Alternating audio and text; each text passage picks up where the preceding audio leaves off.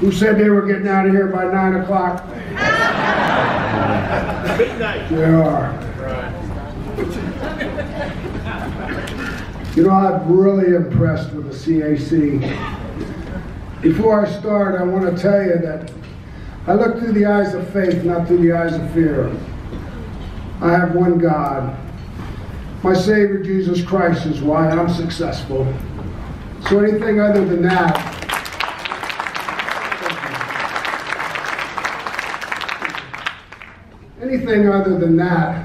is a gift from Him.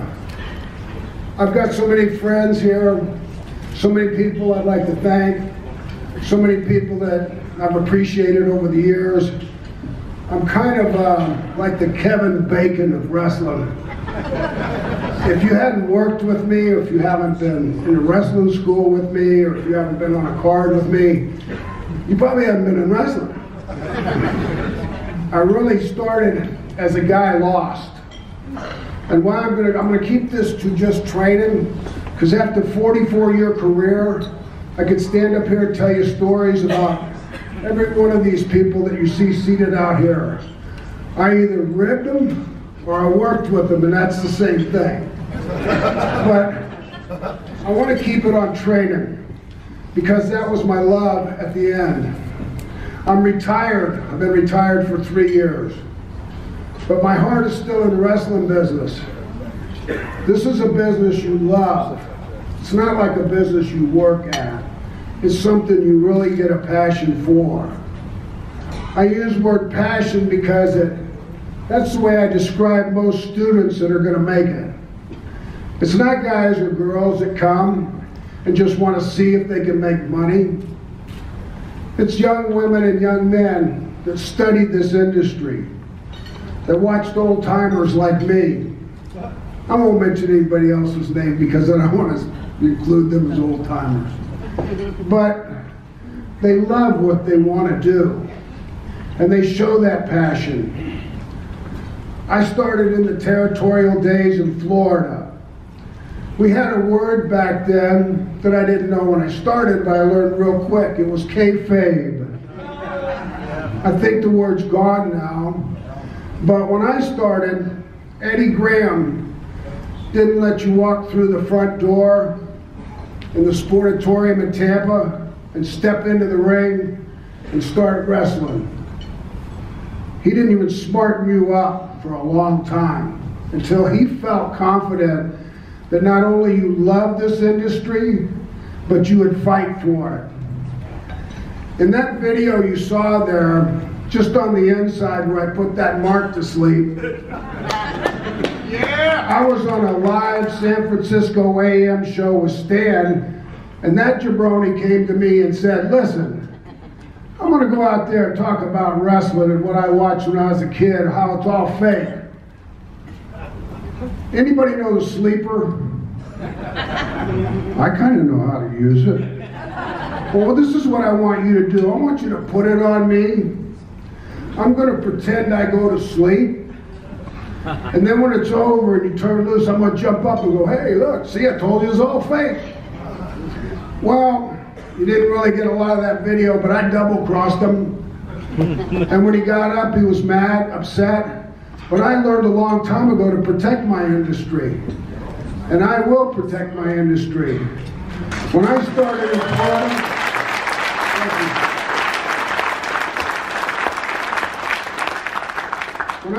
in Florida, you didn't pay to go to wrestling school.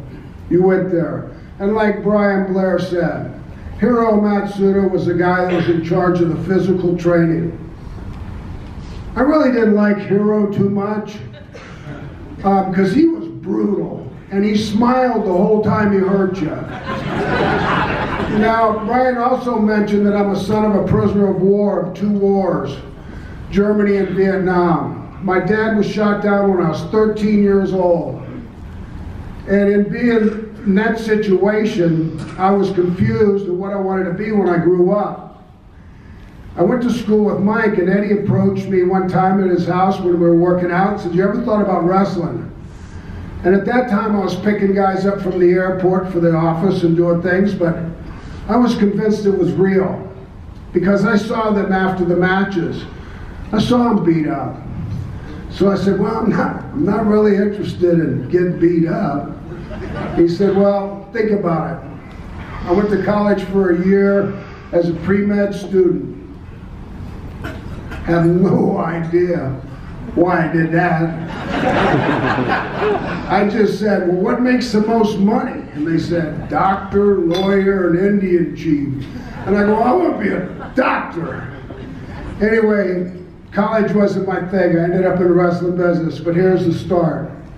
I'd go to the sportatorium, and Hiro Matsuda had a deck of cards, and we'd do squats to a deck of cards.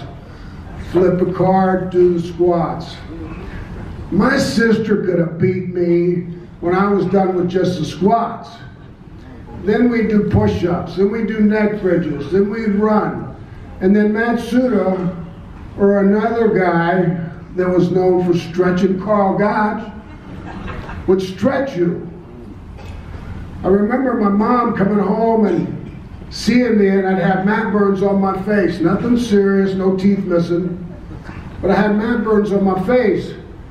And she'd say to me, she goes, I thought wrestling was fake. I said, I did too. I don't know what I'm learning, but it doesn't look like what they're doing on TV. I don't know if they're using me just to see if I'll stand the test and be a good dummy for something, but inevitably I got it as I got older. That was to program me, to protect my business, to stand up to marks that came up and said, hey, wrestling's all fake. Hey, you want to wrestle? I'm not a shooter, so don't anybody mistake that. I was a pretty boy, and I wanted to stay a pretty boy. But I was surrounded by some of the toughest men in the world, and I didn't ever want to let them down. So I protected my industry. Fast forward, I've wrestled for a few years. I think I know what I'm doing. But the older I get, the more I realize how little I knew when I thought I knew it all. Teaching is a totally different animal, because you have to take your mind and retire it back to when you started. First lesson, wipe your feet off before you get in the damn ring.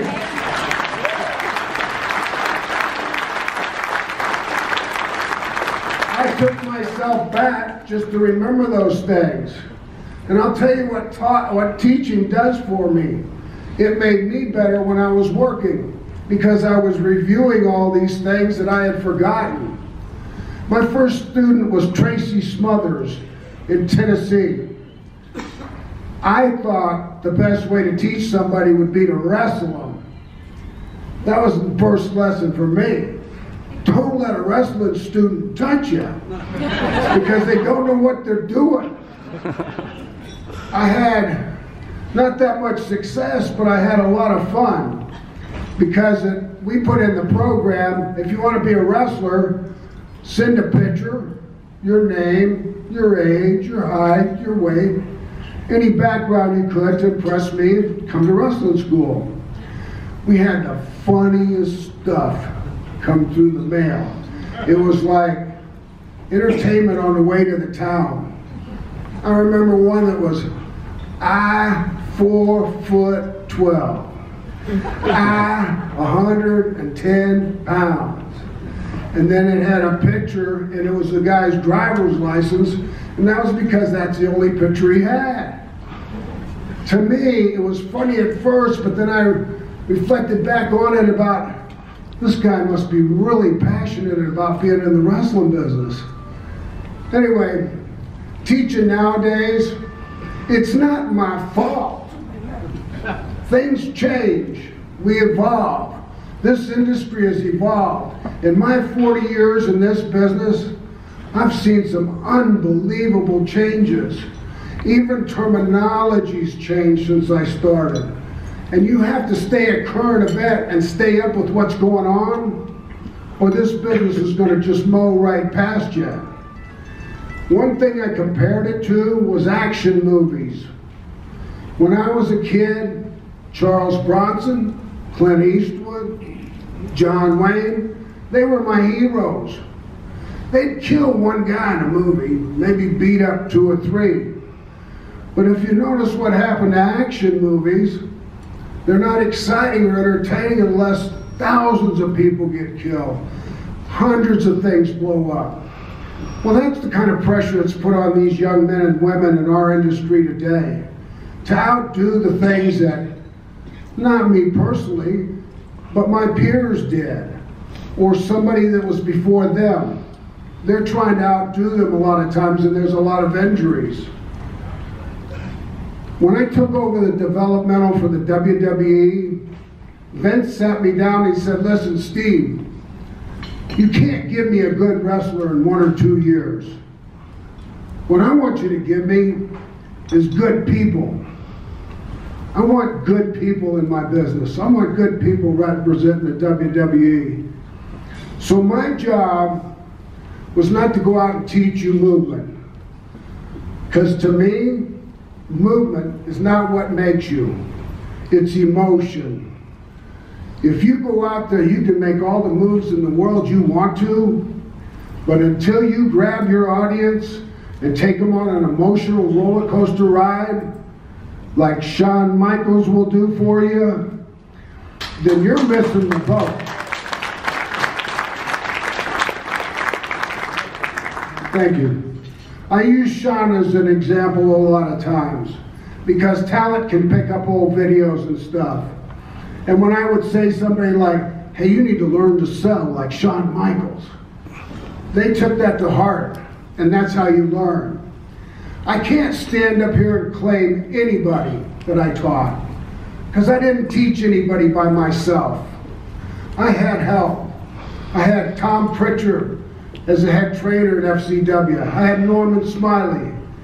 I had the late, great, really close friend that I missed and loved, the American Dream, Dusty Rhodes, teaching them promo skills. That's how they learned. It wasn't because that they learned from Steve Keirn. Anybody that does this knows this is a learning lesson your whole career. You never stop learning. You're going to learn something all the time. And if you don't, you're going to work with somebody you never worked with, and you'll learn something about them, whether they can work or not, and whether you'd rather work with them again or not. I'd just like to say that I appreciate accepting this award and getting this award, but I totally don't feel like that it's all mine. There's so many guys that have helped other people in this industry. That's really what it's about, helping each other. When I said I taught people for Vince to be good people, I worked on skills like manners, respect, passion. I worked on things like that. And I gave young people advice like, you want to be the best liked person in that dressing room. You want to be humble. You want to be kind. You want to be respectful. And when somebody tells you to do something, like a job for somebody else, do it with respect and honor and do the best damn job for that other guy you can. Because that's what it's about. Taking care of each other in the ring and helping each other. I can guarantee that I'd have never got to where I was in the wrestling industry if it hadn't have been guys that took a liking to me when I was a young kid. Like the Briscoe brothers. Jack and Gerald let me ride with them. And they gave me a lot of advice. And I was in a non-stop learning lesson with them two Indians. I was a Florida boy, and they were Oklahoma. And they taught me how to drink beer, hit roadside signs at 70 miles an hour. I can't tell you what else they taught me. But Gerald knows. Anyway, in closing, I'd like to say that I miss a lot of my friends. I'm tired of burying wrestlers. I'm tired of losing friends. I would love to see everybody live to be 100, but I guess that's not possible. I want to say last night I was moved beyond words when I heard Brickhouse Brown was here. Brickhouse Brown got the Courage Award. He got the Courage Award because he's fought cancer. My best friend Mickey J. Henson last night, he got the Referee Award. Mickey J. has fought cancer since 2008, and he lives in Key West, and he drives 300 miles to do his cancer treatment in Tampa, where I live. I've seen his struggle. And on my career, I've been asked several times, who's the toughest guy you ever met, Steve? Who stands it out in your mind as being tough? I used to say this, toughest people I've ever met have been kids in wheelchairs who could have a smile on their face. Now, I've added this, the toughest people I've ever met have fought cancer and other diseases, laughed in its face, never cowered, never bent, but took it on, straight on, and fought it, and are going to live with it. And I know I'll see Brickhouse Brown here next year, and I know I'll see Mickey J. Henson here next year.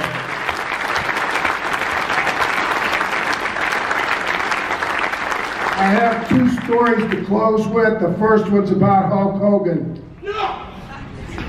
We went to high school and elementary and junior high school together. I started wrestling first. I used to see him at the beach, Terry Bollea. We called him Shopping Bag Head. He had the biggest head in our high school. He was a bass guitar player in a rock and roll band. He'd say to me, hey Steve, get me in the wrestling business. Here's my line, you won't make no money doing this shit. From that day on, I've been reminded that he wouldn't make any money. Now, my answer is, hey Steve, you think I'll make any money doing this? This is what I want you to do. I want you to strip down to your underwear, stand in front of a full-length mirror, take a good look at yourself from the front and the back, cut a promo, and then say, hey, would I pay money to see that guy? That's a lot easier answer. Finally, I've been a ribber all my life, and I got a target on my bald head now. Last night, it started with Brian Blair. I don't know if you remember the beginning of this program, but somebody had taken my cell phone. So about the time it starts, my wife Terry brainstorms, hey, I'm going to ring your phone. Of course, my phone rang up here at the podium because Brian had stolen it. Last thing, when you get old, you stop recognizing people you ain't seen in a long time. Yesterday I saw a guy in the lobby come up to me, hug me, acted like we were long lost friends forever. He said, he had a real redneck accent. He said, hey Steve, how's it, man? He went on and on. I thought he was this guy that used to wrestle alligators in Florida, and he was here for the convention. His name was Terry Williams. So I said to him, hey Terry, how you doing? And he's looking at me like his name ain't Terry first. And he says, I said, how's your thumb? And he goes, my thumb? And he shows me his two thumbs. Hey, they're fine. I go, wow, how'd you get that thumb put on? And he looks and he goes, what are you talking about? And I said, well, you got your thumb bit off by an alligator. That's how, an alligator. He turned around and he started looking. I really think he thought I had Alzheimer's or something. Turned out it was Sam Houston. It wasn't even the guy. That wasn't that alligator wrestler. I've taken enough of your time. I appreciate this award. I appreciate all my friends. I also appreciate every fan that's in this building, because one thing I know, without you, we would not have a business, and I wouldn't have been married for 38 years to this wife, had 2 kids. And been as happy as I am now. God bless you all, and have a wonderful convention.